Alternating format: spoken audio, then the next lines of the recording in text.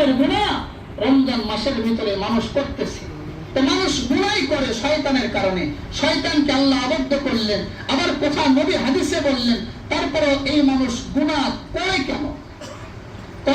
এর অনেকগুলো উত্তর আছে, সময় নাই, ছোট্ট একটা উত্তর, সংক্ষেপে উত্তর। মানুষ তার অভ্যাস অনুযায়ী এই গুনাহ করে থাকে। আগে কোনো অভ্যাস তো, এজন্য এ সময় করে। প্রত্যেক দিন ওই মানুষ দুপুর 2:30টার সময় রিমোট নিয়ে টেলিভিশন চালু করে।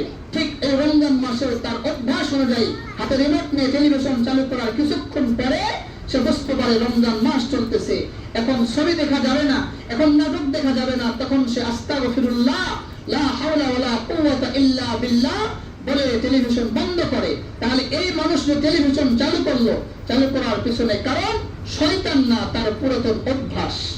আরো অনেক উত্তর আছে, এগুলো বলার সময় নাই। যাই হোক, আরেকটা হাদিস আমি খুতবার মধ্যে পাঠ করেছি। হাদিসের ভিতরে নবী সাল্লাল্লাহু আলাইহি ওয়াসাল্লাম বর্ণনা করেছেন যে রমজান মাস আল্লাহ পাক 3 ভাগে বিভক্ত করেছেন। রমজান মাস আল্লাহ পাক 3 ভাগে বিভক্ত করেছেন। আউয়ালুহু রাহমাতুন, নবী সাল্লাল্লাহু আলাইহি ওয়াসাল্লাম বলেন, প্রথম ভাগ হলো রহমত। রহমত মানে আল্লাহ পাক এই দিনগুলোর ভিতরে, এই দিনগুলোর ভিতরে মুসলমানদের উপরে অঢেল রহমত নাজিল করেন। ওয়াসাতুহু মাগফিরা, দ্বিতীয় দশকের কথা নবী সাল্লাল্লাহু আলাইহি ওয়াসাল্লাম বলেন, এই দিনগুলোর ভিতরে আল্লাহ পাক মাফ করেন। ওয়া আখিরুহু নাজাতুম মিনান নার, তৃতীয় দশকের কথা নবী সাল্লাল্লাহু আলাইহি ওয়াসাল্লাম বলেন, জাহান্নাম থেকে মুক্তির দশক। তাহলে 3 দশক আছে, 30 দিন। প্রথম 10 দিন রহমতের 10 দিন।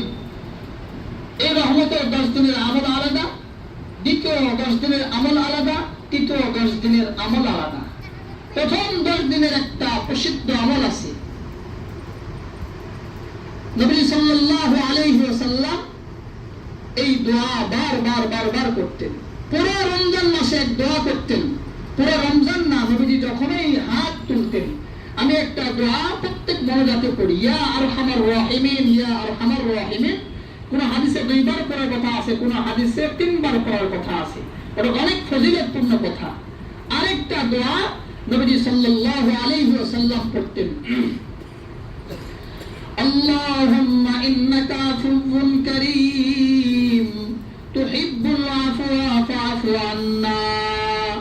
আল্লাহুম্মা ইন্নাকা আফুউন কারীম, হে আল্লাহ নিশ্চয় আপনি পবিত্র, পবিত্রকে ভালোবাসেন।